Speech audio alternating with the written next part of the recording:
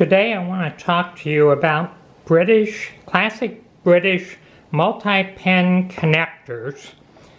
My Jaguar has dozens and dozens and dozens of these things throughout the car, and the problem is that these connectors, you see the pins there and the little sockets there. The other piece that goes on is just the opposite. The sockets go down over those pins, and the other piece has pins that go down in here.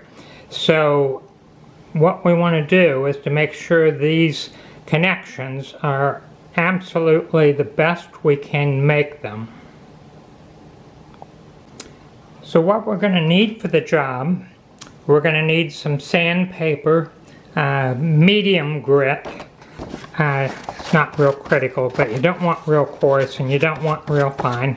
So this is medium grit sandpaper, which we're going to cut into strips in a little bit. You want dielectric grease. This is Napa. I printed this from the web. Napa dielectric grease, $6. You're going to need that great stuff. Okay, and then we're going to need some cotton swabs. You're going to need some electrical contact cleaner. It's called non-conductive. There's a lot of brands. This is just, you squirt it and it cleans off the electrical contacts. And you're going to need some goggles or eye protection, because when you use this, it's like cleaning out a teacup with a garden hose. You shoot it in the little socket and it comes flying out back in your face. So you want to be careful and have some goggles. And the secret ingredient you're going to need are cotter keys. Standard cotter keys. Go to the hardware store and get a couple of each of them. You want a range of sizes, and so they're very inexpensive, so just pick up a couple. And then the next thing you do is the standard cotter key. You notice how on this end one leg is longer? That's so when you put it in the hole, like in the axle, then you can get a hold of that one and bend it back. What we want to do is cut that off even. So here's one that the legs are the same length. So that's what you want. So on to the next step. So we got our cotter key, we cut the leg off even. Next thing we're going to do is get the sandpaper and cut it into a strip about 3/4 of an inch long. Then you cut off a piece about the size of a postage stamp. You have to play around with this because this affects the fit. So you can see I've got it, the cotter pin, I stop short of the edge. I don't want to have the cotter pin sticking up. And so right there, then I take it and twist it like you're furling up a flag on a flagpole. And you get it like that, nice and tight, and then that goes down in the socket. If it doesn't fit, all you have to do is unfurl it, take your scissors, and just cut off like a 1/16 of an inch. Furl it up, try it again, and so you just keep adjusting the length of the flag here until it's the right diameter to fit down in the socket. So now we've got the cotter key with a little piece of sandpaper wrapped around. What we want to do is carefully insert that down in the socket and twist. like that. And we're twisting the way that keeps the flag furled up. If you do it the other way, it unwinds, but this, we're just, and then we pull it out a little bit and get it down in there. Make sure the sandpaper is past the edge of the cotter key a little bit, and we get it down in there, and sandpaper is getting a little old, and so it didn't want to go down in. There we go, down in there again, giving it a good swirl and pull it out. And now, I don't know if you can see it, but that down in there, that one's shiny, these are still dirty. So that's how we're going to clean those out. So the next step, we've cleaned this one out with sandpaper. So the next step is we're going to take our contact cleaner, we're going to put on our goggles so it doesn't fly back in our face, and you just put it down in there and you give it a squirt and aim it away from you. And if you're doing it inside the car, cover everything up, because it'll what's going to happen, you're shooting it in, it's going to shoot out the other direction. So it doesn't really hurt things too much, I don't think. It's safe on plastic, there's no residue, but just be careful. And you can put a rag around it, or even put your hand around it like that and give it a squirt, and that will totally clean out that socket. Okay, now we've got the female sockets all cleaned out. Next thing we're going to do is clean these male pins here. So take a piece of sandpaper that's just a little bit longer than the pins, and see how I loop it around that one and then loop it down in there. It's kind of hard to do with one hand like that.